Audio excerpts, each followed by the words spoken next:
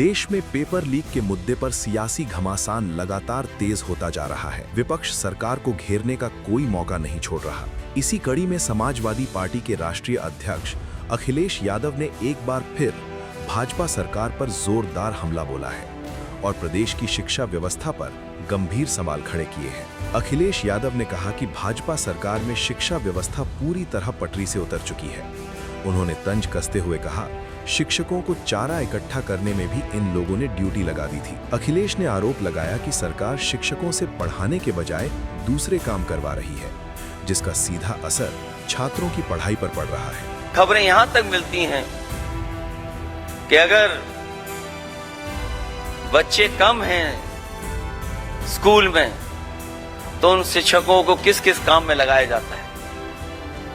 आपने कई बार देखा है कि शिक्षकों को चारा इकट्ठा करने में भी इन्होंने ड्यूटी लगा दी थी।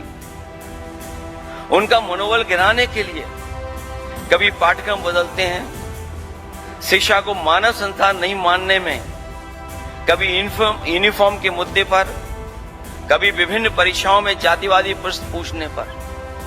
ऐसे कैसे संभव है कि जब परीक्षाओं को लेकर के बड़ी बड़ी कमेटियां बनती हैं तो क्या वजह है कि जातिवादी प्रश्न पूछे जाते हैं। सपा प्रमुख यही नहीं रुके।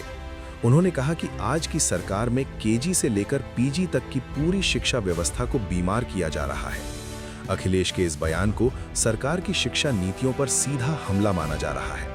उनका कहना है कि लगातार पेपर लीक, भर्ती परीक्षाओं में गड़बड़ियां और शिक्षा संस्थानों की बदहाल स्थिति से छात्रों का भविष्य संकट में पड़ गया है। आज की सरकार जब हम लोग देखते हैं केजी से लेकर के पीजी तक की पूरी शिक्षा व्यवस्था को जानबूझ करके बीमार किया जाता है। ऐसा नहीं कि सरकार को नहीं पता है, सरकार की जानकारी में है। सरकार ये जानती है कि उनकी जो शिक्षा व्यवस्था है वो लगातार खत्म होती जा रही है।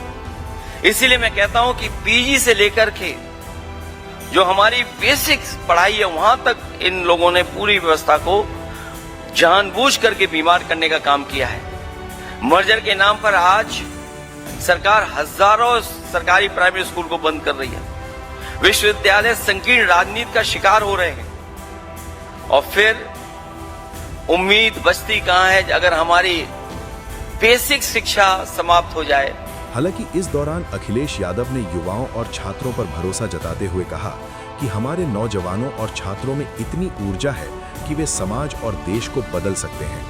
उन्होंने कहा कि तमाम चुनौतियों के बावजूद देश का युवा बदलाव की ताकत रखता है और आने वाले समय में यही युवा देश की दिशा तय करेगा। जब हम लोग ये कहते थे 10 साल पहले कि डेमोग्राफिक डिविडेंड में हम लोग बहुत आगे हैं, हमारे नौजवानों में, छात्रों में ऊर्जा है जो समाज और देश को बदल देगी, लेकिन देखते हैं कि जहां युवा आबादी बढ़ गई है वो ताकत की जगह हमारी